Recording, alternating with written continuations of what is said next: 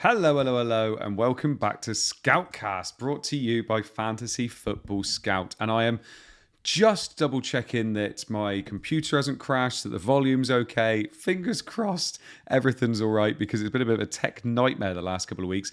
But what hasn't been a nightmare is two of us are on green arrows.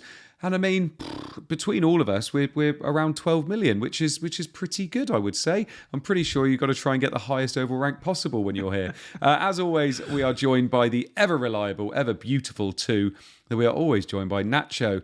How's it going, my man? Thank you very much for coming back for another week. Yeah, no, doing very well, mate. I have to admit, I made a call last week that all three of us are gonna go onto this stream and be on green arrows, and I am the one that has let the team down. However, as a good team member, end of the day, I'm just delighted that you two got green arrows. Like, if there's anybody who is going to take the fall here, I'd rather it be myself. So I am just delighted we got some green arrows on this pod, to be honest with you. But it was more a grey arrow for me, really. But we'll talk about it later. I'm not letting you get away with the good guy cop out. No, no, no, no, no, no, no. You can't say we're all going to have green arrows. Me and Hibbo tried really hard for ours. What's going on? Mate, honestly, the thing is, though, when you're hustling in top leagues like myself in the 3 million category, you're up against some big managers around you. That's the problem. Yeah. Fair play, yeah. Me and Hibbo dream of being in the top 3 million. Hibbo, thank you so much for joining us again this week. It feels like the longer you're down in the doldrums of below 4 million, the harder I have to convince you to come back every week. How's it going? I think it's going good. I think it was the Commodores who sang once, twice, three times a lady. But for us tonight, it's once, twice, three times a wildcard because we've all activated the chip. So there's been 5 game weeks. We've got the horrific stench hanging off us, and I think the wildcard's basically the soap. It's going to wash us clean, and it's going to cleanse our souls. And this is going to be the comeback of all comebacks for the Scoutcast crew, and it starts tonight, basically. It does. Oh, yeah. It does. And you've given something away there that we are all on Wildcard. And boys, because Hibbo's brought this up, I'm going to go to you first, Nacho. Why did you two want to copy me? I said I was going to wildcard last week. You were both like, nah, 7, 13, something like that. All of a sudden I press the wildcard and you two follow. What's going on? Honestly, mate, is it not clear by now? I just want to be you. I want to be you. That's all it is. It is not clear, no, because you do not want to be me. Carry on. Well, I do after Man United beat Chelsea recently. We won't talk about that. We'll be talking about that. The wild card, I put a message literally a couple of hours ago saying I regret my wild card decision now. I really think it was just one of those where I wouldn't say you saw a lot of people do it, but you saw the price changes, which are a huge factor, and you knew what your team needed to look like by game week 7. And when we were coming into game week 6, even though most people's game week 6 team didn't look too bad, you knew all of the players that were rising in price, who you inevitably wanted regardless, were going to be about $1 million more expensive by the time we got there. So that was a huge factor for myself and, of course, copying you. Oh, thank you, mate. And Hibbo, I'm assuming it's the same. Couldn't see me having nice things without having something yourself, I'm assuming. I think there's a combination of factors. I think rank's obviously one thing. Like we want to move on. We don't want to be sitting down around kind of 4 million. But I think at this stage we're kind of getting a bit of an idea. Well, me personally, about how far behind the game I potentially am. I think it's become clear who the really good DEFCON defenders are. I think it's kind of becoming clear who the good midfield and forward picks are. And quite a few of them I don't have in my team. So it feels like the right time to kind of right the wrong and maybe potentially line up a bench boost in the coming weeks as well. So, and it doesn't often happen like this, does it? Where, and Nacho, I'll say this to you because I know you went with double Villa. People loaded up on Forest thinking they knew what kind of a team this was going to be this year. Monumental change for them, especially in the type of manager. People tripled up on Forest. Villa, failing to score a goal for the first 4 weeks, scored 1 goal this week, and it wasn't anybody we expected. Even just having those 5, plus maybe a Verts as well, you can see why people are wildcarding already, can't you? Yeah, I think only when you're in that position where you've owned double Villa can you truly understand the pain that managers have gone through over the last few game weeks. And I think it's one of those, really. Forest have come into the same category with a really nice fixture coming up in game week 6 is you eventually do just have to rip the Band-Aid off. And otherwise, if you don't, each game week that passes, looks better than the previous one. So for me, if I was going to get rid of double Villa, it was going to be all in with a wild card. So yeah, obviously anyone in the chat right now who's had double Villa, let us know, because it's been painful, but they could deliver in game week 6 100%. But with Europa League now coming in this midweek, I just thought it was another thing that's going to factor in fatigue, rotation, that surely is going to lead Villa assets just continuing to be bad picks. Yeah, I mean, we could get into it right now, but I do need to tell everybody what we're actually going to be talking about tonight. So we've got our points from last week. Won't dwell on those for too long, so there's nothing really very exciting. Then we've got some XGI and CBIT to see how players are getting on after 5 weeks. Obviously, the longer we are doing this, the more of a kind of better sample size we have. So we do have 5 game weeks of data now, and as Hibbo alluded to earlier, we're starting to see those defenders that are very, very good for getting their DEFCONs every single week. We've got some Rob T projections. We've got some fixtures as well to show you. We've also got projections for the next 6 weeks for goalkeepers, defenders, midfielders, forwards, because, of course, all of us are on Wildcard, and also gives you a really good idea as to who to invest in, even if you're not on Wildcard. People have been saving up transfers. People have got transfers they want to make. People have got players that need to leave their team, whether that's for bad form or for injury. Cole Palmer. So we're going to be looking at that as well and thinking about who you should be replacing them with. We've got some com teams, because one com team, as always, is doing quite well at the moment. And then we've got some bust teams. So we will be showing you our wildcard drafts at the end as well. Don't be surprised if these wildcards look fairly similar, because of course there is quite a good template that seems to be going up in price quite a lot at the moment as well. So that's why they'll all be looking a little bit similar, but there are some differences and quite a few chats to be had. So let's have a look at our points from this weekend then. So I had 47 points. I had Sells, Porro, Richards and Munoz. Not one clean sheet between them, but Sells managed some save points. Richards managed 2 DEFCON points for me, which was quite nice. Then I had Anderson, who also got DEFCON points for me. What an absolute legend, 2 weeks in a row. Salah as captain got me 10 points. Bruno Fernandes got me 10. Vert, who... he's got to be up there now with Timo Werner in terms of how many people brought him in and how badly he's done. 0 points, started on the bench, came on, and I was thinking, well, here we go. Liverpool always score in the last 10 minutes. Got booked and got me 0 points. Absolute fraud of a pick. Reinders with 9. Loads of people benched Reinders. He played, got DEFCON, got an assist, got 2 bonus, 9 points. Very, very happy there. And obviously Bruno was very happy with there as well. Pedro and Watkins both getting 2 points.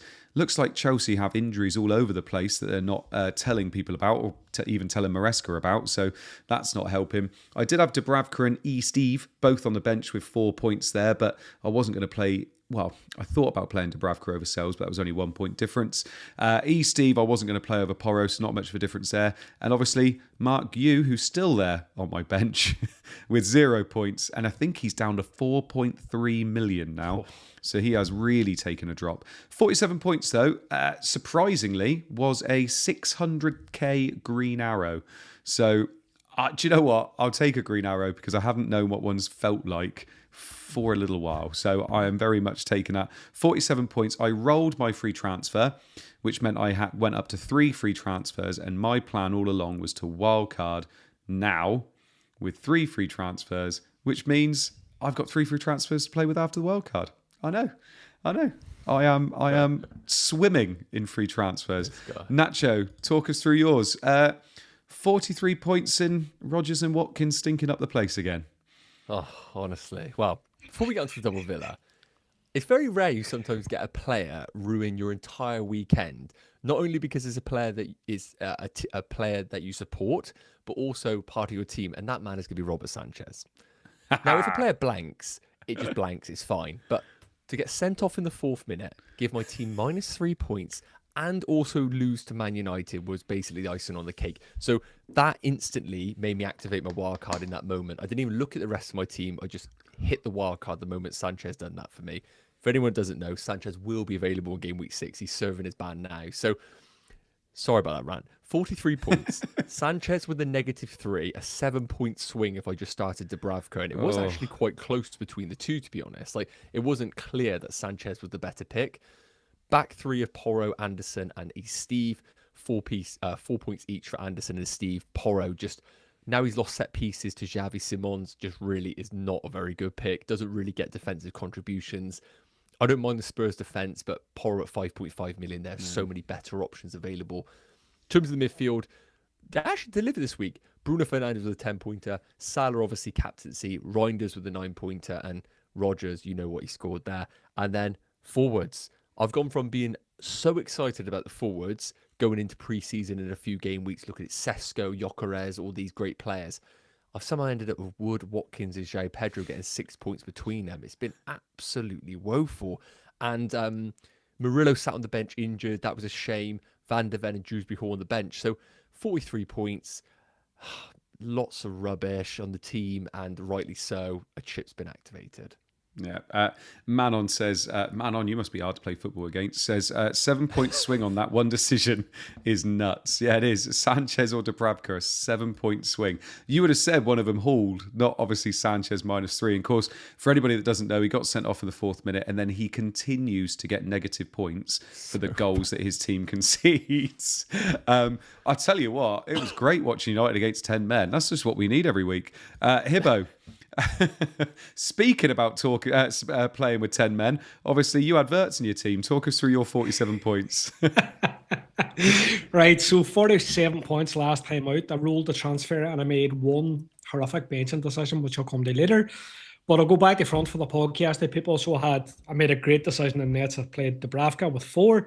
And then in defence I had Anderson and Steve with 4 each, Agbadouz 3 and Munoz with 2. In midfield, Salah captain. So we just got the assist, no bonus, so 5 times 2.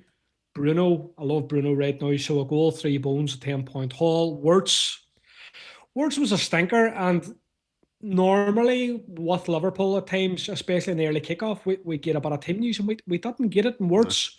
He was benched, blanked obviously, got the yellow card, so 0-point return. And then up top, Matera with a goal and 6. Didn't get booked this time.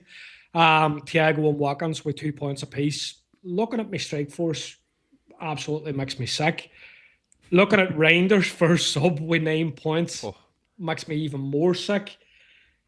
I didn't really like the fixture, to be completely honest with you, but it looks like an error of judgment putting Reinders on the bench. What I will say is he got fake DEFCON. So... He hit the 12-point ceiling threshold on Sunday, but then it was removed on the Monday. So by rights, he should have had a 7-point return rather than 9. But FPL's just so shit that they don't go back and fix the points. But anyway, I think sore week all round, despite the green arrow, and I think straw that broke a camel's back. People that played the bench boost did very well. And I think it's just time to play a chip and time to activate the wildcard. So let's go.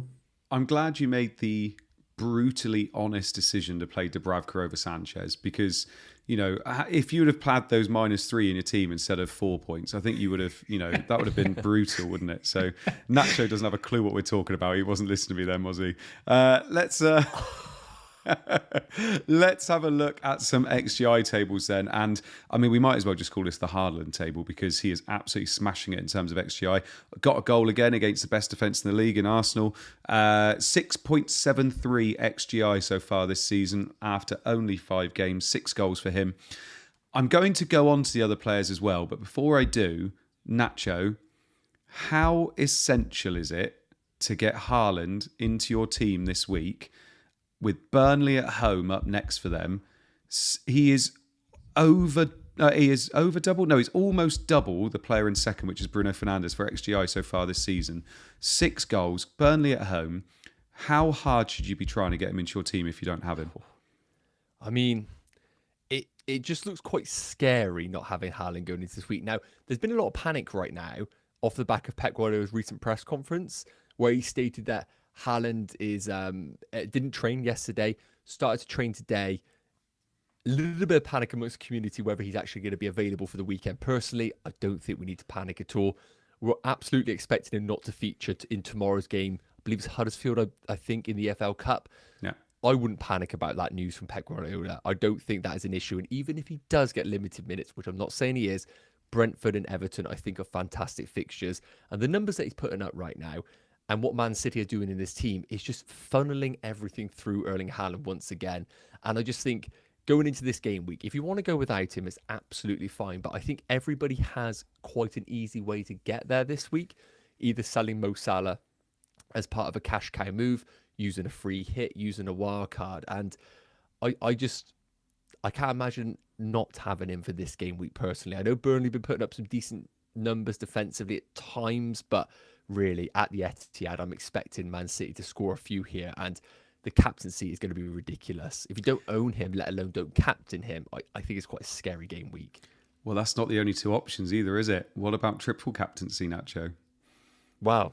I'm not a huge fan of triple captain in a forward, just because of the different avenues of points, just not getting anything for a clean sheet, less point for a goal scored. So I do prefer a midfielder, but with Mo Salah obviously in previous seasons being the default option, not having the confidence there, injuries to Cole Palmer, Saka only just coming back in, I look at it and think, no midfielder is getting anywhere near Erling Haaland right now. And for that reason, I think if you're not wildcarding this week, and the fact we get 2 triple captains over the course of a season, I wouldn't really hesitate. I think triple captain Erling Haaland, if you're not wildcarding, is probably the route I would go personally. Yeah, I mean, a route that not a lot of people will go, Hibbo, is second and third on this list in terms of XGI so far this season. Bruno Fernandes 3.74 and Bumo 3.12. They have had the hardest start compared to anybody else so far this season. They have now got some quite nice fixtures over the next 5. Bruno Fernandes and Bumo. Cunha looks like he's going to be back. He was on the bench this weekend, and Sesko's in there as well. Any of them tempting you? Well, I think Bruno, the data kind of speaks for itself, although this data obviously includes 2 pens, the one he missed and the one that he scored very late on. I think it was against Burnley, but there's a couple of sides to Bruno's game. Like we can see so far this season, he does well for DEFCON. And I think some of the guys like Rob T had some data up that effectively playing in a slightly deeper role doesn't really hurt Bruno, because DEFCON's so overpowered in terms of getting the 2 points at the moment that it doesn't really hinder him. But like I think we can see here, he has 15 key passes, so he does have that assist potential. United look good at the weekend, albeit they were playing against 10 men, but like you're seeing Cunha coming on the side, Sesko starting to feature a wee bit more, and then Bumo on there. He does have those targets to hit. So I think from the United options, despite that his numbers are good on here and he doesn't have the penalties, I would be picking one United option, and I think at the moment it would be Bruno for me. And Bruno kind of feels, I think long term, he kind of feels like a bit of a long term, potentially season long hold, because I think he's just going to tick along. I think there's going to be weeks where he does the 4 points and people will say, 4 or 5 points, nothing to write home about. But it's that game where he clocks an assist, takes a pen. He didn't need a pen at the weekend. He scored from very close range. I know it was very marginal offside call, but it was a right call. But I do think he's got that in his locker. And I think, no, for me, long term, definitely Bruno. Yeah. And for all those listening on the pod, by the way, it goes Haaland, Bruno and Bumo, Mateta, Semenyo, Anthony, Jaden Anthony, who is currently in 6th, Gyökeres, Enzo Fernandez, Grealish and Wood are the top 10 there. We will talk about a few more of these players when we talk about some of the projections, because obviously we're thinking about putting a lot of these players in our teams. In terms of CBIT so far, it is Mukiele who is top in terms of CBIT threshold achievers from game weeks 1 to 5. Then we got Senesi in second, Tarkovsky, Anderson at Fulham. When you're looking at people that are wildcard or people that are thinking about bringing defenders in, these names are coming up an awful lot, and that's because they are 90-minute centre-backs that hit DEFCON quite a lot. So then we've got Mavropanos, Veltman, Agbedo, who's very popular as well, Adarete, who is Sunderland as well, who's proving quite popular as a cheap option for Sunderland, Byrne, Chalobah, Collins, De Ligt, Ekdal, Lacroix, and Van den Berg. Now, Nacho, Senesi, Tarkovsky, Anderson are names. I mean, not so much Tarkovsky on wildcards, but people have had him been very, very happy so far. When you're looking at Senesi, Tarkovsky, Anderson, are they just names where, if you're thinking about bringing defenders in, how much do you look at fixtures now compared to how much you look at players that get DEFCON? Because it seems to me that these players like Senesi and Anderson, they're cheap. They're getting DEFCON if they do get a clean sheet. I mean, Senesi had another 9-pointer this week. It seems a no-brainer when you're wildcard or even thinking about bringing a defender in. Yeah, I think we're now starting to understand that DEFCON is just such a huge factor. A lot of people obviously knew that going into pre-season, but is until you actually play the game and you see the points trickle in where you realize, oh, there are 2 additional points each and every week when you get it for the right team. And this is the problem why a lot of people are, quote unquote, kind of moaning about some of the wildcards being built because the defenses are being the same. And I do agree that we are falling into a bit of a smaller pool of defenders this season because the fullbacks aren't necessarily attacking fullbacks from some of the top teams. We're not really seeing those goal-scoring fullbacks or creative ones that we saw in previous seasons, which is not ideal for being different with a wild card. But it's very hard to argue against these players that you mentioned, Anderson, Senesi, Tarkowski. And of course, I still think fixtures are really important, but we need to remember that in certain teams, when the fixtures are difficult, they're probably going to hit that threshold in the first half. I'm looking at Fulham right now. Anderson's a player that really, if I looked at the fixtures, Villa away, Bournemouth away, Arsenal at home, Newcastle away, I wouldn't be surprised if they conceded in every single one of those games. So we got to weigh up. I think he gets defensive contributions in every single one. He gets 2 for appearing, 4-point floor. But then how much do we have to take into account also that we need the bread and butter clean sheets along the way? Yeah. And that's when I look at someone like Tarkowski, very expensive at 5.5, but also some fixtures there. West Ham at home, Palace, Sunderland, Fulham at home. So I think it's getting a bit of the balance. But if you said to me right now, trickling in with 4 points each and every week, that is something that I think we have to build our wildcards around those types of players.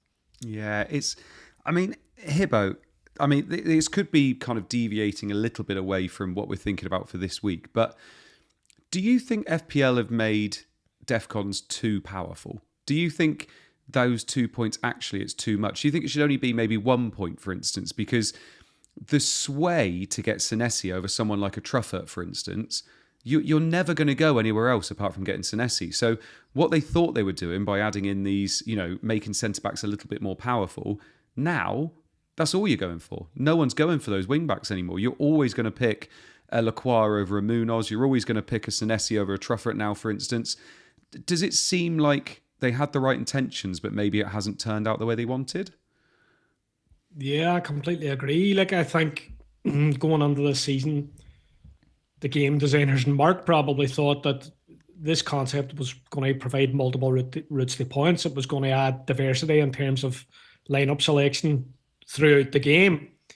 And I think that's probably been true at the start of the game because, look at us, we're kind of floundering a wee bit for rank and some people have absolutely flown out of the blocks. But I think what you start to see around this point in the season is, as Nacho alluded to, people start to catch up even if they've started slowly and they haven't maybe fully understood the concept.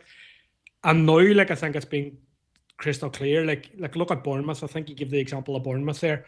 Why would you pick any Bournemouth defender at the minute that isn't Senesi? Doesn't make any sense. You're looking at Anderson. You're not going to go Andy Fulham and say, look, I'm going to go Leno.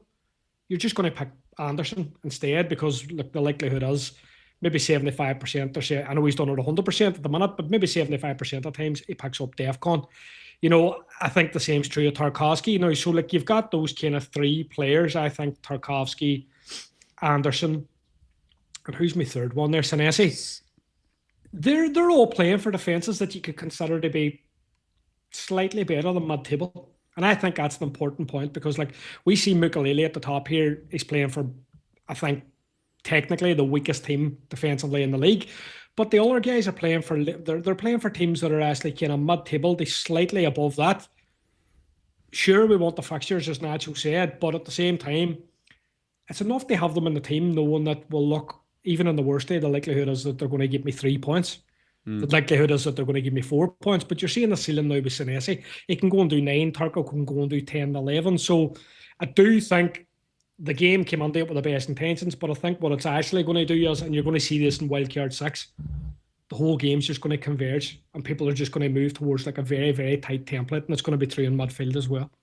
It's a shame because, what's exciting is obviously unearthing players that can all of a sudden get an attack and return, like the old Patrick Van Aanholts and players like that who you go for and then all of a sudden they get you a goal and it's great, and it's not like you're missing out on other points in defence because you're going with those attacking players, where it feels like going for a Truffert over Senesi, you're missing out on what is probably going to be definite points for Senesi. And obviously Truffett would have to do so much to make up for that, if that makes sense. So it's really hard to go against it. And like I said, until you actually put something into practice, you never really know how it's going to happen, do you? So it's kind of happened like that, unfortunately, this season. But you mentioned Mukiele there, by the way. I feel like Sunderland are actually quite a lot better for XGC so far this season than that, aren't they? I think they're like 4th or 5th, so it could be interesting going for one of those. Having a look at the fixtures as well, by the way, Nacho, it's interesting to see some of these fixture swings now. So we've now got teams at the top that we haven't had there for a while. This is based on the next 6 game weeks. We've got Spurs at the top. Then we've got Arsenal, Wolves, Leeds, Nottingham Forest. Right down the bottom, we've got Fulham, Crystal Palace, who people invested heavily in 2-3 weeks ago. Burnley, Brentford, Liverpool, who are 5th from bottom as well. Interesting, though, that Spurs and Arsenal are the top 2 there. Spurs have probably had some investment, especially with their defenders. But Arsenal, we've been waiting for this fixture swing for a while, haven't we? Mm-hmm. Yeah, absolutely. I think we've all either been saving our transfers for Arsenal, or we're looking to wildcard Arsenal players in. And we knew this regardless. Game week 7 was the week where you had to have some sort of Arsenal coverage defensively, and whatever attacker emerged is the one to go to. So, of course, Gyökeres, with the Havertz injury, has become quite a prominent figure in a lot of FPL teams right now. And the problem with Arsenal, of course, going into game week 6 is away against Newcastle is a tough old fixture. I do anticipate Arsenal to get a result there, but are we really wildcarding this week expecting much from Arsenal in that fixture? No. We're basically putting them in as placeholders. But when you look at the fixtures afterwards, West Ham, Fulham, Palace, Burnley, Sunderland, they're just fantastic fixtures. And I know Arsenal have had poor performances in some of the bigger games against Liverpool and up against Man City. They haven't really gone to that next level that we were anticipating. I still fully expect Arsenal and the squad that they have to kind of roll over a lot of these teams that they have coming up. So if you are on the wild card right now, I know Newcastle's difficult, but after that, the fixtures are so good long term. I think you have to put yourself in a position where you at least have a double up, if not a triple up. But of course, it's just understanding which one is the go-to players, because Spurs come into the same category. Champions League football is massive. Yeah. Squad depth for Spurs is weak. Squad depth for Arsenal is great. But I would say both have risks in each team. So sticking to those 90-minute men, while it sounds easy, might be difficult with these Champions League games coming up. And I do think it is going to be quite a tough period for managers to get the right players. Hopefully we can pick them later on. A few people, by the way, saying that Ekitike has just been sent off, which seems to be the case. Might be interesting for the weekend, because that would mean he's suspended, wouldn't it? Seems to be, yeah. Yeah. He scored and then sent off a minute later, it looks like. So we'll keep an eye out for that. Looking at those fixtures and also looking at the projections for the next 6 game weeks, it is Hibbo, David Raya, who's on the top in terms of goalkeepers. Raya is top for projections. He's 2 points clear of Pickford, who's in second. Donnarumma, who is in third. And then we got Vicario Sanchez, who, as Nacho has already said, won't be suspended for game week 6 because he served his suspension tonight. How would you rank these goalkeepers? If you were trying to invest now, if you had still had someone like Sells, if you had Sanchez, and I know he isn't suspended, but you thought, I just want to get rid because Chelsea are a bit all over the place. Or if you were on Wildcard, I know you are, which keeper are you considering the most? And is there a little bit of a battle at keeper, in your opinion? For me, I think it's kind of interesting when we look at this. I suppose rate my team data that's on the Scouts members area, so anybody can check it out on there. But Ray is a bit of a darling for the RMT data, and I think in the context of DEFCON, it's interesting as well, because like we look at Arsenal defenders, they're the same price as Raya. They aren't really great on the DEFCON metric, and I think that potentially makes Raya the standout route under the kind of Gunners backline. Especially when we look over the next 6, they've got good clean sheet prospects, especially when you get beyond Newcastle. The data has a wee bit of love for like Pickford and Donnarumma as well, but like this takes us back to our earlier conversation. I wouldn't pick Pickford now that Turco's my route under the Everton defence. It just, for me, doesn't really make any sense. But the Donnarumma one kind of does make a bit of sense because, you're looking at Man City and it's age-old question. Who's nailed out the field? Like you would expect Gvardiol to get good minutes. But then again, for his price, I think he's what 5.8 million now. Is he going to get much in terms of DEFCON? Because like Man City are like a possession side. They pass the ball rather than clear the ball. He's not going to be making an awful lot of tackles. So you're going to assume that he's not going to hit DEFCON very often. So again, it brings us back to that conversation. Why would you have Gavardiol? And I know he's in my wildcard draft, but he's somebody I'm potentially going to change. But why would you have him over, say, Tarkowski? Because you know Tarkowski's going to sit with that kind of, let's say 3.8 or 3.7 point floor every week, where you're going to expect them to at least have 3 or 4 points, maybe do even better. I don't know. Like, I do think there's an argument now for the premium keepers from those two sides because of DEFCON, really. Yeah, it's a tough one, isn't it, Nacho? Because we always say, don't we, every year that obviously like 5.5, I mean, Donnarumma's 5.6 for a keeper always seems too much. And Raya, you know, you got the other issue with Raya, whereas do you go Gabriel Saliba? Do you go Saka with the fact Saka's now back and Palmer's out? Do you go, you know, you got Gyökeres? Do you think going with Raya or Donnarumma, the other issue is that you're blocking yourself from an outfield player that you might want more? 100%. I was going to say that actually, like that is 100% what I am looking at when I build my wildcard. It's not who is the better goalkeeper, because like looking at the numbers here, Raya is slightly better than Donnarumma, but not really a huge difference between the two. And I don't really anticipate either to rack up save points either. So I think we are looking at goalkeepers here who are probably just going to tick over with 6 pointers along the way, maybe a 7 pointer. So we're not going to have those huge monster hauls.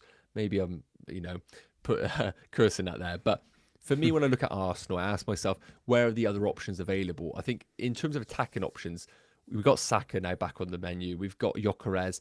Eze might emerge as a pick. And of course, defensively, Gabriel and Saliba are very popular picks. When I look at Man City, once again, defensively, I don't have any interest going there from a defender. Midfield, Reinders, Foden, Haaland, probably it for the foreseeable future. So I think there is an opportunity to go triple outfield on both teams, but I feel like there's more chance of me right now maybe leaning towards triple Arsenal outfield as opposed to triple Man City, just because of that attacking areas that Man City do have and the rotation we have seen with Pep in the past. So by that logic, I don't mind going for Donnarumma, but I'm going to be honest, I haven't really ruled out just going for a bit of a road keeper, like a Vicario of Spurs or something. The problem is when you've got 4.5 million like Van de Ven, probably rather just pick that up really and pay 0.5 million cheaper. Who are your top two? If you were on Wildcard or if you wanted to change, who's your top two, Nacho? I currently have actually Donnarumma 1, just because I think there will be some value in the Arsenal attack where I think we might want to leave a spot available to us. So I've got Donnarumma 1, and outside of that, I think it probably would Raya boringly. I agree with the pick for pick. He's not an option for me with Tarkowski. Sanchez, I never ever want to have that man in my team again. Bias, I know. People talk about Pope. Again, I think the fixtures in Newcastle are a bit mixed, but I could see him possibly racking up some save points over that period. So I'll probably say Donnarumma 1 and then Pope 2 just to mix it up a little bit. Ooh, I like it. What about you, Hibbo? Top two? Top two, I'm going to say Raya and Donnarumma in that order. Oh, God, boys. Oh. Isn't it weird? Pickford, same price as Raya and Donnarumma. Top scoring goalkeeper for last 2 years, is it? Never, ever gets mentioned. No, poor lad. It's his T-Rex arms, that's why. Let's have a look at some defenders then. So defenders in terms of top projections. Calafiori, Gabriel and Saliba are the top three. Not much difference between them. 25, 25, 24. Then we got Tarkowski in fourth. Gavardiol. Porro still in sixth, even though Nacho said he's quite a poor pick at the moment with no set pieces either. Then we got Senesi, Timber, Cucurella, Lacroix, Romero, Milinkovic and Murillo are still 12th and 13th. Wonder whether some of those projections are waiting to catch up with Ange Ball now in full effect. And then we got Munoz and Virgil van Dijk in 15th, which might be a reflection of them being fifth bottom in terms of fixtures. Hibbo, you mentioned it before. Why would we be considering Gavardiol when you've got Tarkowski there, who is just continuously getting DEFCON? He is above Gavardiol here. Obviously, it's negligible. It's only 0.5 in terms of difference. What I don't see Tarkowski in many wildcard drafts, and I don't see many people saying, I want to get Tarkowski in. Why? Why aren't we doing it? He's proven it week in, week out. He gets those extra 2 points. What's going on? He has proven it week in, week out, and I do think it's probably there's a certain amount about the fixture this week, and like they're quite tight in the ratings. But I think if you move on a game week, Tarkowski probably comes a step ahead again because Gvardiol's obviously got Burnley at home. But no, like I do like Gvardiol. I think his minutes are quite good, but I do think there's the argument that he's maybe not as attacking in that Man City team if Aitner playing potentially, and he hasn't really seemed as kind of marauding because at times when we thought about Gvardiol last season, he was almost playing like a left wing forward. And that obviously hasn't the case this season. He's playing quite deep in comparison. So having the two of them kind of side by side is interesting because they're a big decision for me in Wildcard. But I think looking at these projections is quite interesting. Arsenal are quite fancied, and it's basically based around clean sheets because we can see the top three are Arsenal. Man City defenders obviously up there. But again, it brings us back. We circle back to the previous conversation. Senesi's sitting there right in the mix. So the DEFCON defenders are obviously ranking high. Tarkowski's sitting there right in the mix as well. So it's probably a bit of a reminder to us that clean sheets are great and they're a good way to points, but it's easier to hit that DEFCON threshold every week, or almost to kind of predict to hit that DEFCON threshold every week. And look, it's not like Everton are a bad team defensively. I think it's been on the chat that they've been a top 4 defence for the last 2 seasons.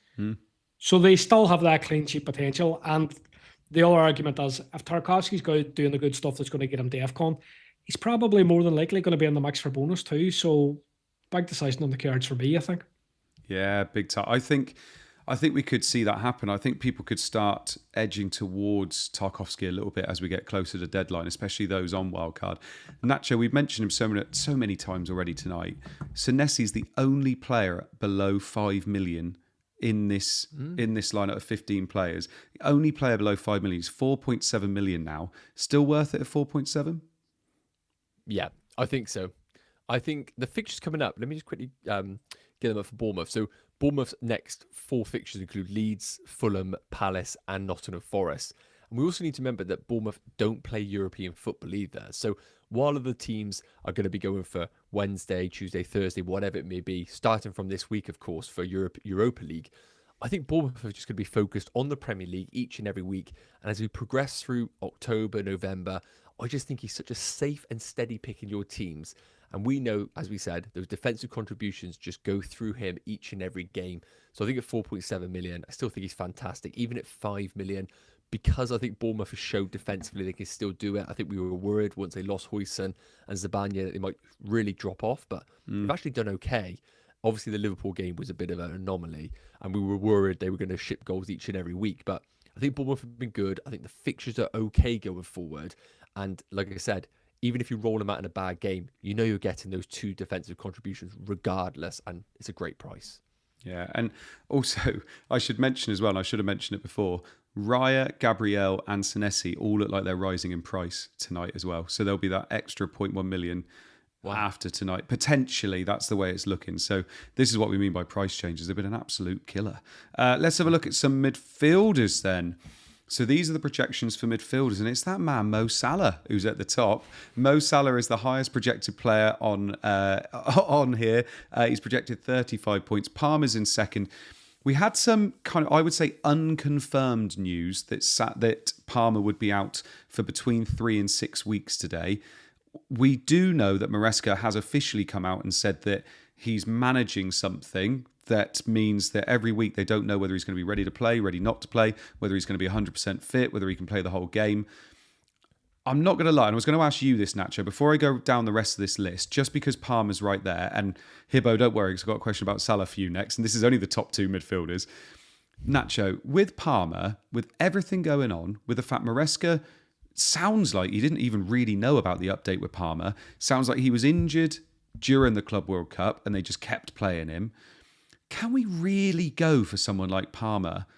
And if we don't get this confirmation that it is 3 to 6 weeks, surely we just can't touch him. Like, it sounds like he'll be an absolute nightmare to own moving forward. Oh yeah, 100%. If anybody's wildcarding right now, Palmer doesn't even make it onto your watch list. Like, the next 2 fixtures coming up for them are Brighton and Liverpool. Now, after that, of course, we got another international break. So the Nottingham Forest game in game week 8 is the 18th of October. So we have a bit of time between then to understand what Palmer's situation is going to be for game week 8. Then they come into Sunderland, Spurs, Wolves, Burnley. That's the time where you might want Cole Palmer. For the next 2 weeks, do not even stress about it on a wild card. You just don't include him. He limped off in the game against Man United. Mares has come out and said that he didn't even pass the test to be really available for that game, but they still featured him. I think he won't be available for game week 6 from what we're seeing. And then you got Liverpool. What are your expectations in that Liverpool game? So for me, it's really easy. No Cole Palmer in a wild card. I wouldn't even necessarily have, a placeholder where you can guarantee yourself him in game week 8 because you just don't really know the severity of this. And then we understand where he's at in maybe game week 9 with Sunderland at home. If you own him, I do empathise a little bit because you're starting to think, oh, I'm in an RM. But for me, the third man on that list, Saka, would be very tempting this week. How much of a bump do you think Enzo Fernandez gets if Palmer's out? If Palmer's out for, say, 4 to 5 weeks, and we play devil's advocates around there, how much does a boost does Enzo get if he's on penalties as well? Wow, yes. We need to understand if it's Enzo or João Pedro, firstly, because we had that scenario and Enzo did take it, but it also looked like João Pedro almost gave him the ball. So we don't actually have concrete news whether it's Enzo or João Pedro. If it's João Pedro, then that makes him even better as an option. I think Enzo still is a great pick. I think he obviously will play advanced at times, but I don't think he'll necessarily just play as a 10. I don't think that really suits him in this Chelsea team. I think maybe there's going to be different routes to goals in that Chelsea team, and maybe someone like an Estevao, if you really want to take a punt in that Chelsea team, is the way to go. But you know the risk when you go for a youngster like that. Oh, I like it. I like it. This is what we're here for, some different picks. Hibbo, speaking about different picks, Mo Salah. I have seen, I think, one draft, and it was FPL Harry, so obviously it's now going to be in like 60,000 drafts, but he had a draft with Salah and Haaland. Probably the only one I've seen. Why, when he is the top projected scorer in midfield for the next 6 weeks, and before he goes to AFCON, why is he not being picked with Haaland? This is our chance to go Salah and Haaland in our team on Wildcard. Why not? Well, I think there's a number of reasons for that, and I think primarily it's been output so far. And, I think what we're looking at with Salah, like you're paying over 14 million for him, you're paying the same for Haaland.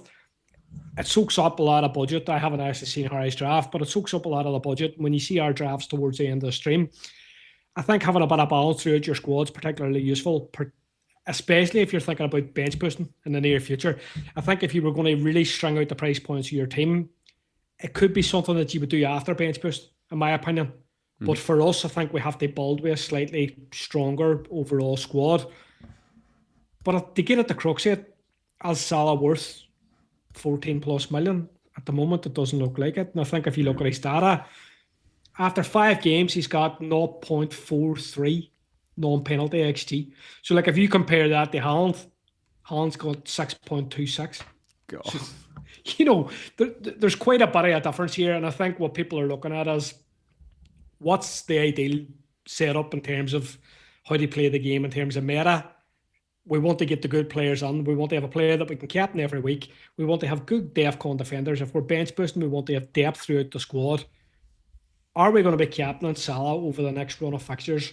When the fixtures do get slightly tougher for Liverpool, they're not blockbuster hard, but they're harder than they had been. And I think people are looking at Haaland instead and saying, no, look, he's perfectly captainable instead. So I think it's based solely on output. It's based solely on how he's looked within the league. And I think Liverpool as a team, Liverpool fans probably won't really thank me for this, but I think they've been lucky.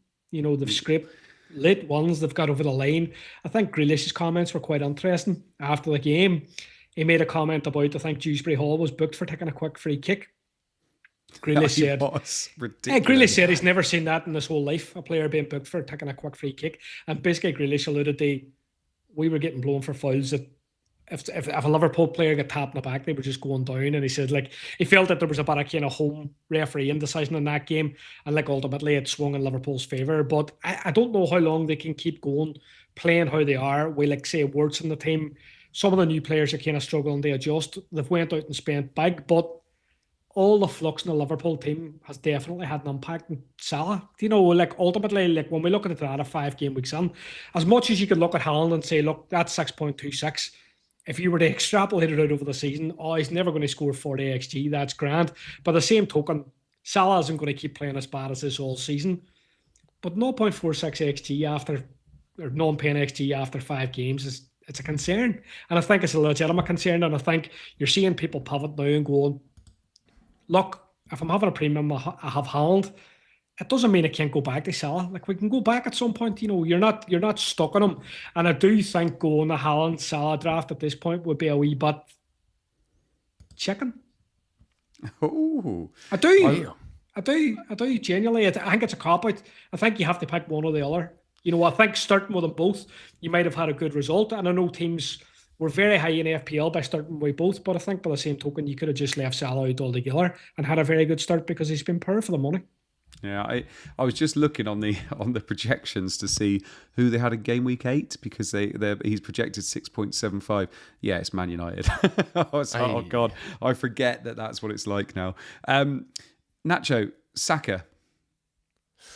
Talk to me about Saka a little bit. You mentioned it earlier about Palmer, if you're not going to go Palmer now because for obvious reasons, Saka's there. We've mentioned about do you go Raya if you want to have another Arsenal outfield player. Saka looks like he could be back. Does that mean that he's properly back? Does that mean that we can trust his minutes? Madueke is out for 2 months. Surely this adds to the propaganda that Saka's back and we can pick him in FPL again. Yeah, I mean, I think when we're all wildcarded, well, I say all, anybody that's wildcarded in a game week 6 and you're building a team, a lot of us are building a team that looks very similar to everyone else because the pool of players, the defensive contribution defenders, the midfielders are selecting themselves at times in the forwards, include Erling Haaland, so the budget is pretty limited. So when an opportunity like this presents itself with Saka, who is less than 5% owned, and we know exactly what he can do, with the long-term fixtures coming up, it does feel like one of those opportunities where if you want to wildcard and say to yourself, I want to be a bit different, this is the guy to go to, really. Now, he came on, obviously, I think it was half-time or early in the second half, obviously, against Man City in that game. I'm just looking at the fixtures coming up for them. He won't obviously play tomorrow against Port Vale. Newcastle away, tough old game. And then Wednesday, they've got a home game in the Champions League against Olympiacos. Then we go into the usual setup, West Ham, Fulham, Champions League onwards.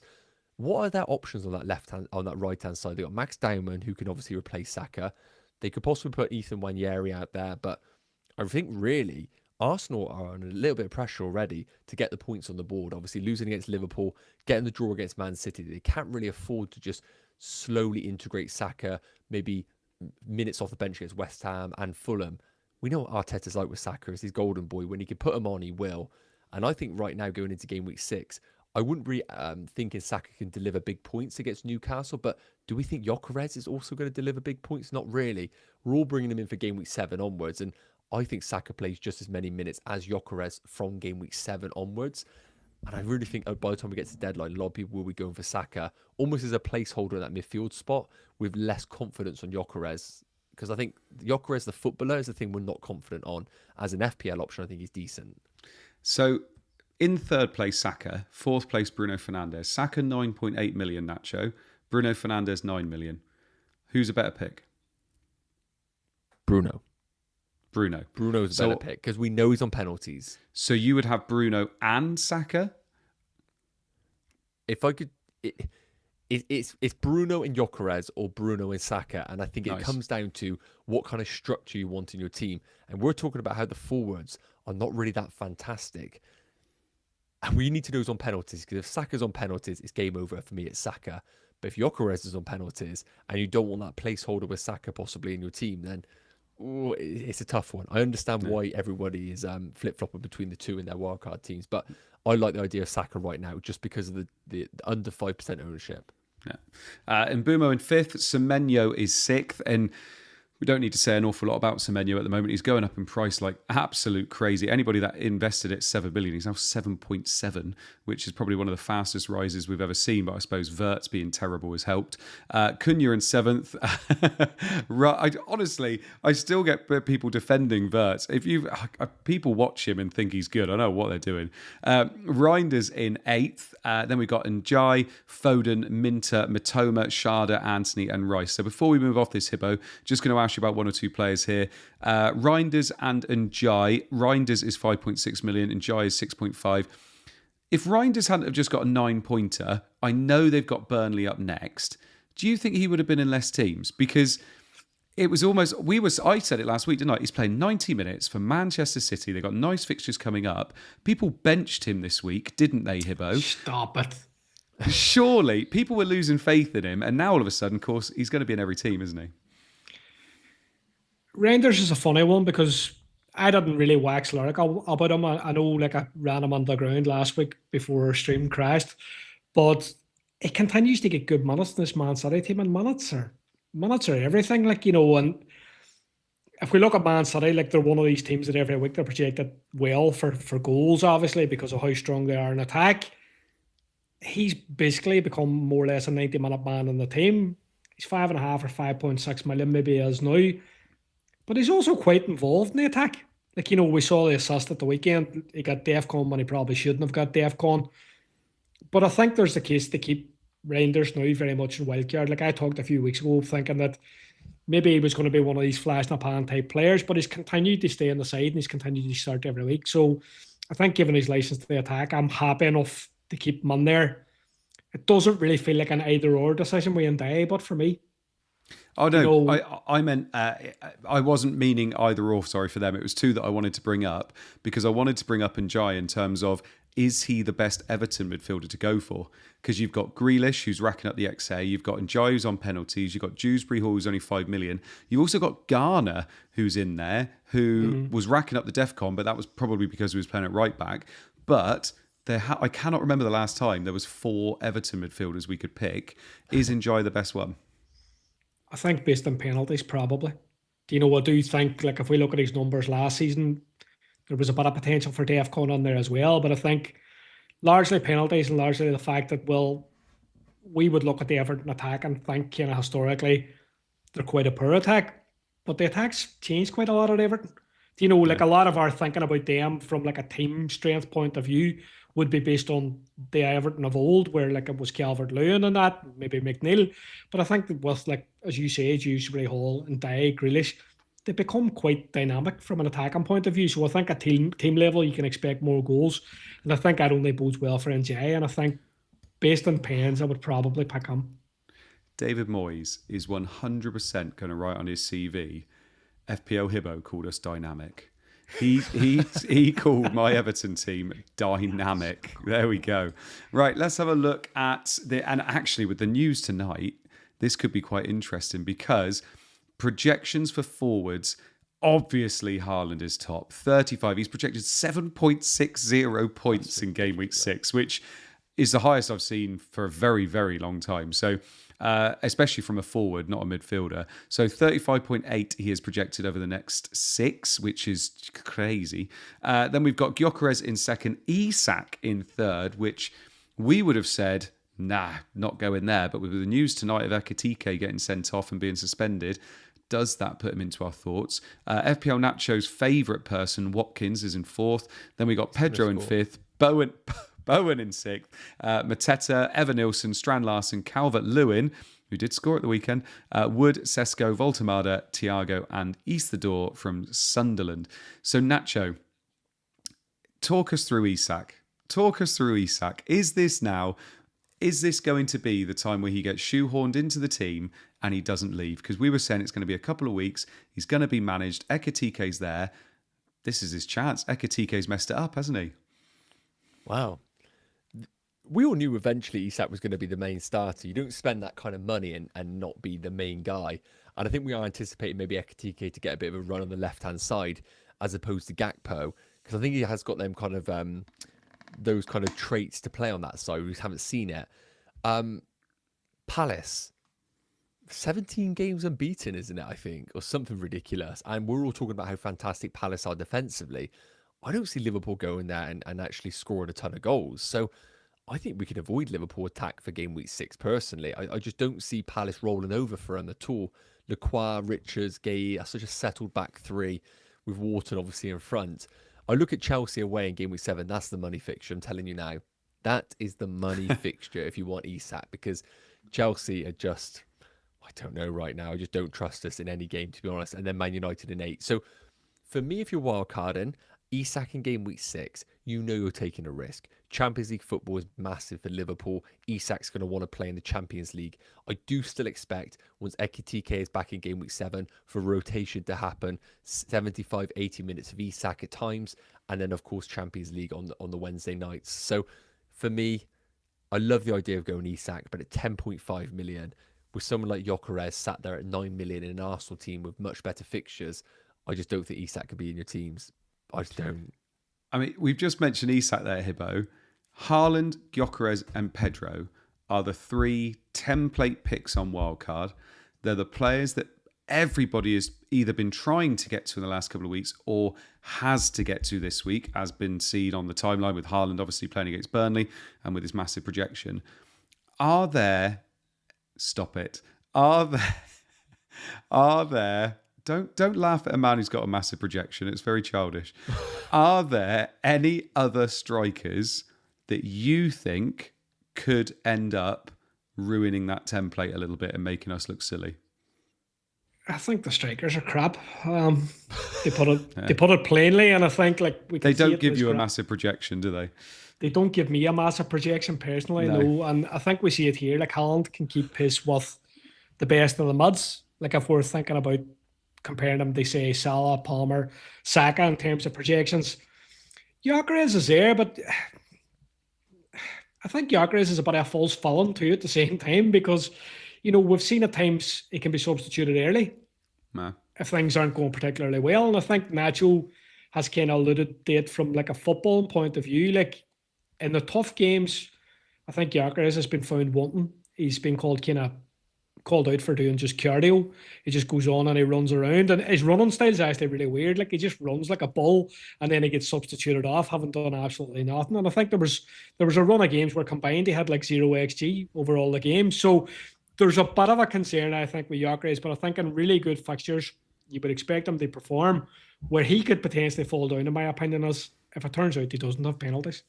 Do you know what would be quite embarrassing if we all picked Gyökeres and then Saka decides to take the ball, stick it in the net and score a penalty, and then we'll be kind of scratching our head thinking, why do we want this kind of ex-Cavendish striker in our team who isn't really doing very much? So I think he's potentially a wee bit of a concern for me in terms of the template front 3.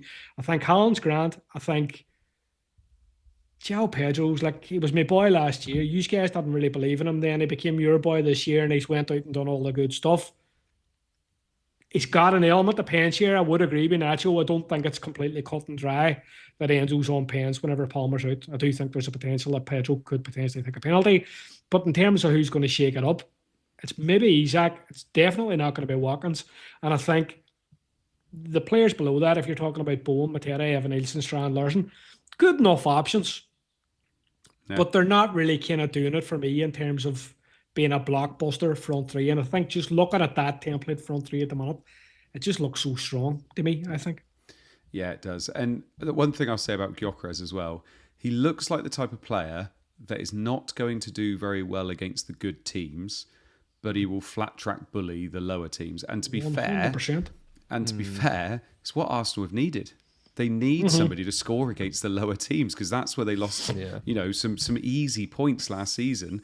And if he can be that person, then actually he's great for us, because we're not going to invest in him before a hard run. We want him to play well against those lesser teams. So fingers crossed that is what happens. And if he was 10 million, I think it's a completely different conversation. But at only 9 million, I think you've got to go there, really. I mean, it's great looking at those, and obviously we're going to have a look at our drafts in a minute. But before we have a look at our wildcard drafts, just to say that Fantasy Football Scout have been nominated for the Football Content Awards 2025. If you like what we do when my computer doesn't crash and when our volume works, please vote for us. It'd be fantastic. I think you literally go on footballcontentawards.com, go on there, look up the category and just vote for us, basically. It'd be absolutely amazing if you could.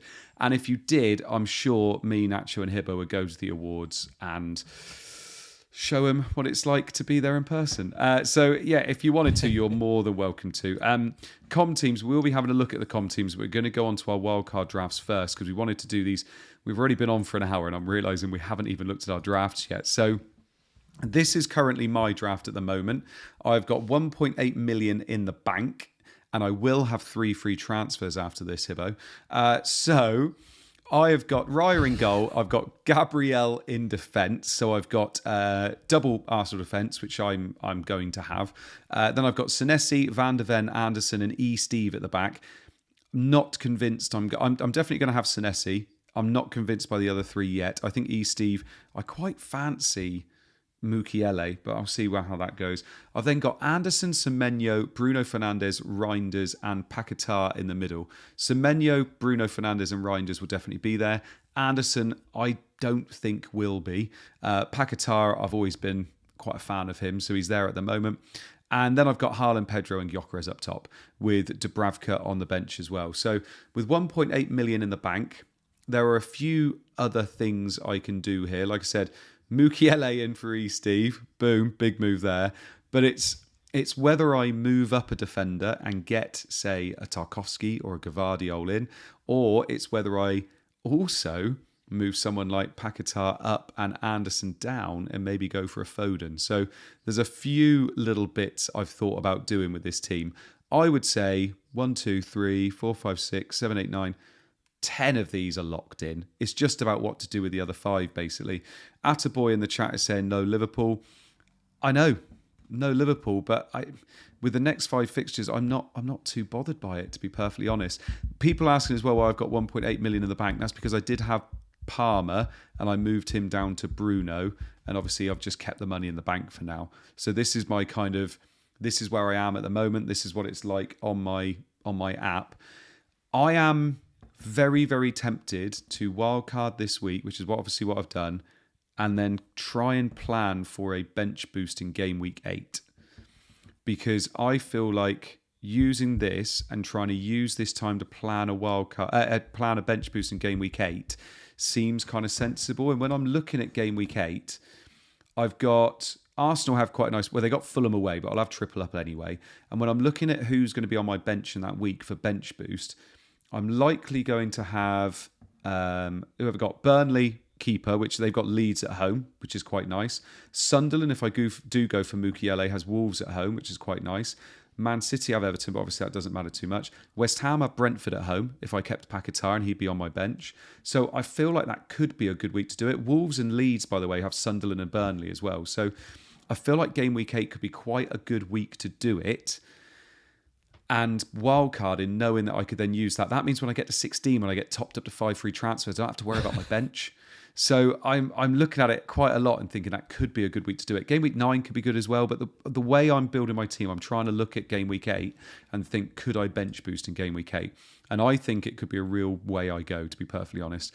I think my team could then be changed around quite a bit to adapt to that bench boost game week 8 plan. But like I said, 10 of these are kind of locked no matter which way I go. Nacho, moving on to yours, there are obviously going to be, and probably those 10 I said are nailed in mine, there's going to be some similarities, but you've gone for a nice little kind of only 2 up top.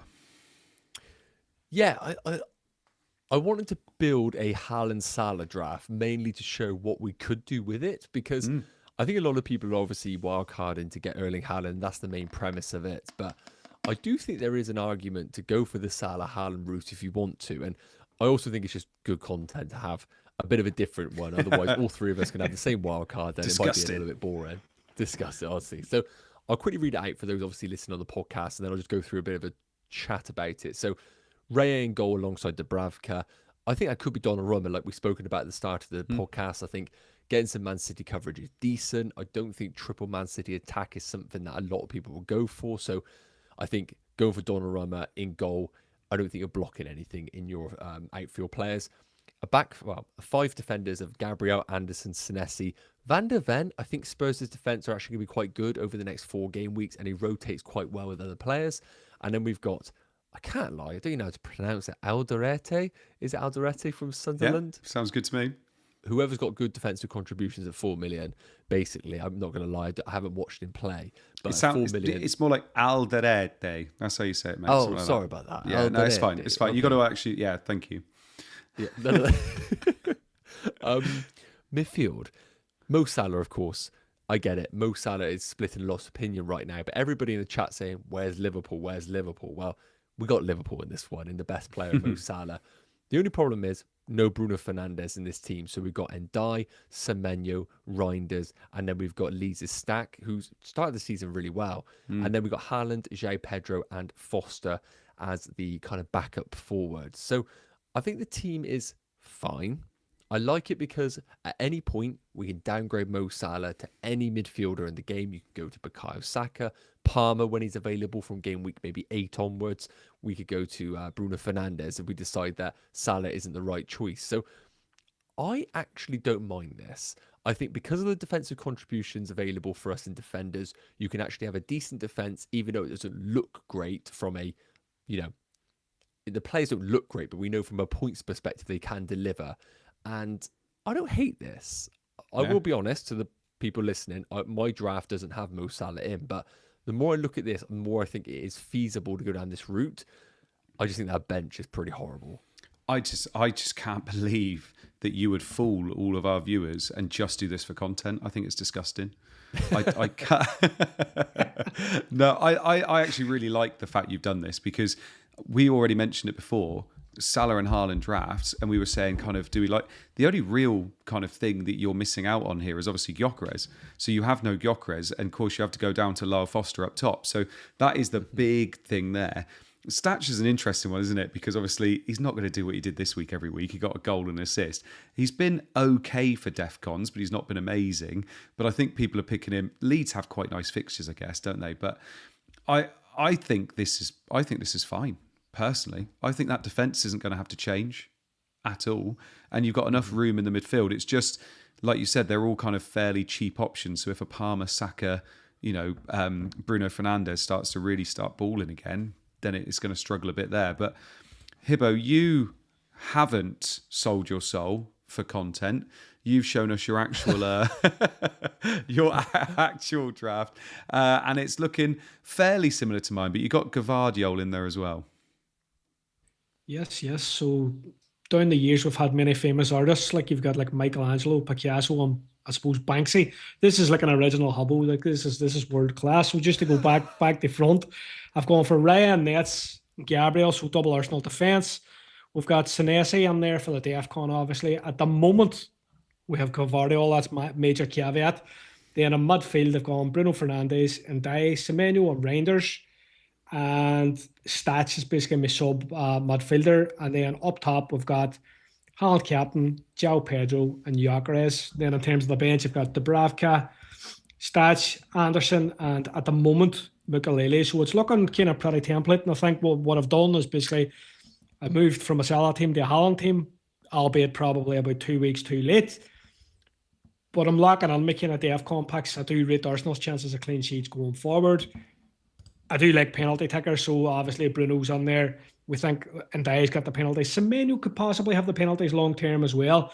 And Gyökeres, now, I think for me, decision-wise, the only thing that's kind of outstanding, and it's basically similar thinking to yourself, I'm more than likely going to bench boost in either game week 8 or game week 9. And I think given the fixtures, there's a bit of optionality to kind of change your mind. And I think if we get to that point in time, and it doesn't feel really well set up in case like injuries, for example, if they happen, I don't mind deferring it again. There's no problem with that because I had originally thought, look, will I bench boost in game week 5? And I didn't do that. But what I could do with this team is I could bring Gvardiol down ever so slightly to say Tarkowski. Mm-hmm. And by doing that, I could bring Mukalele up to another defender and kind of like looking at the fixtures just while we're live on air here. As you rightly said, like Wolves have good fixtures in terms of the bench boost in game week 8, and we can see like Agbadu's quite good. So like he's potentially an option for me.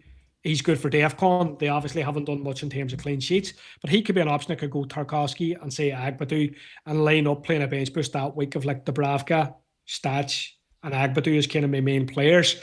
And like you would think they're potentially going to hit the DEFCONs, and like you never know if the clean sheets come as well, they could go, I suppose, much higher. But I do like this wildcard team. I don't see much changing apart from that Gvardiol thing. I think most of the picks seem very locked in for me, and there's not going to be much deviation. I don't do fake teams for content.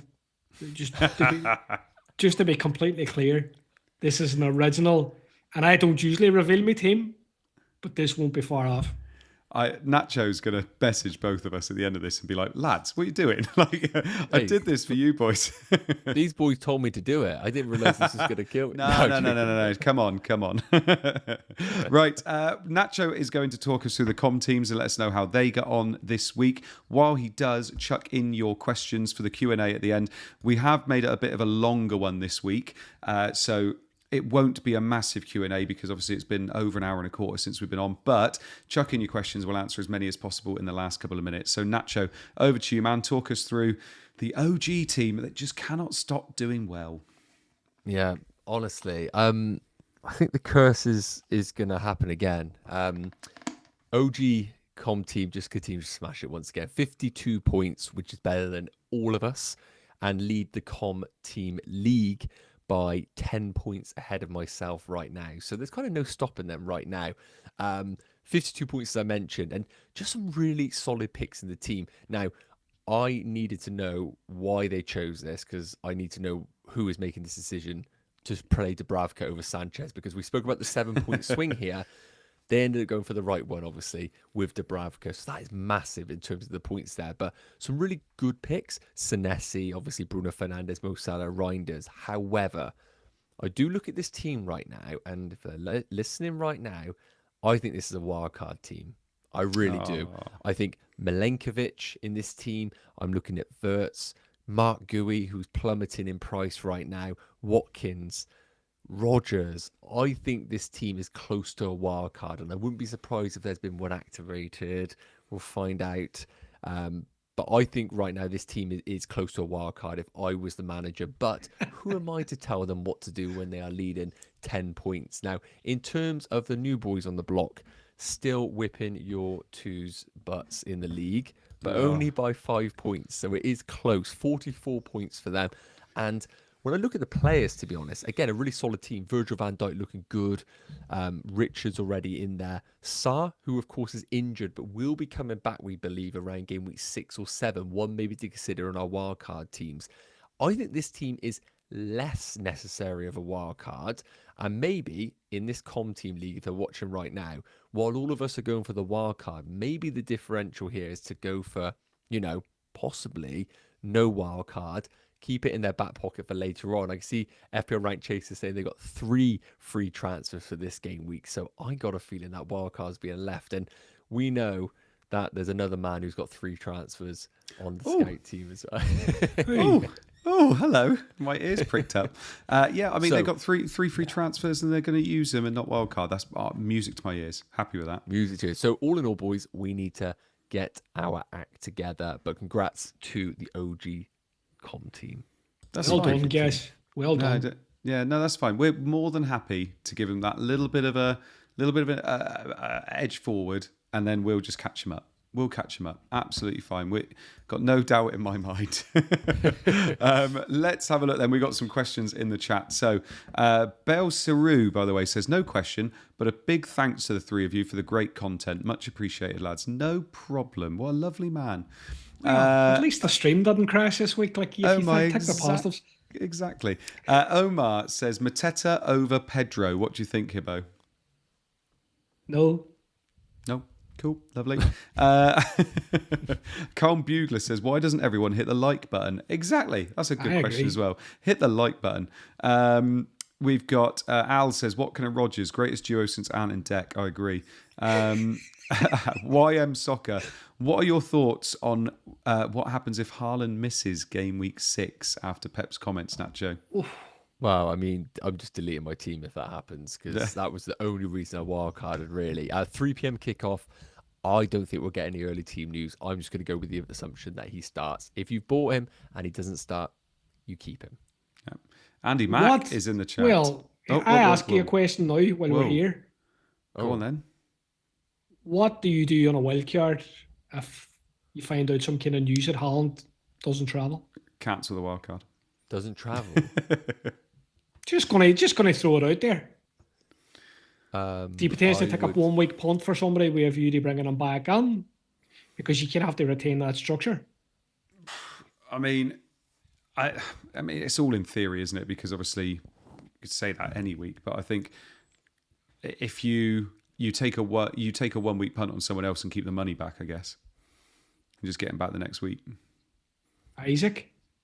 Yeah, well, potentially. Yeah. It's not an easy one You if need he's somebody out. around that price. Yeah.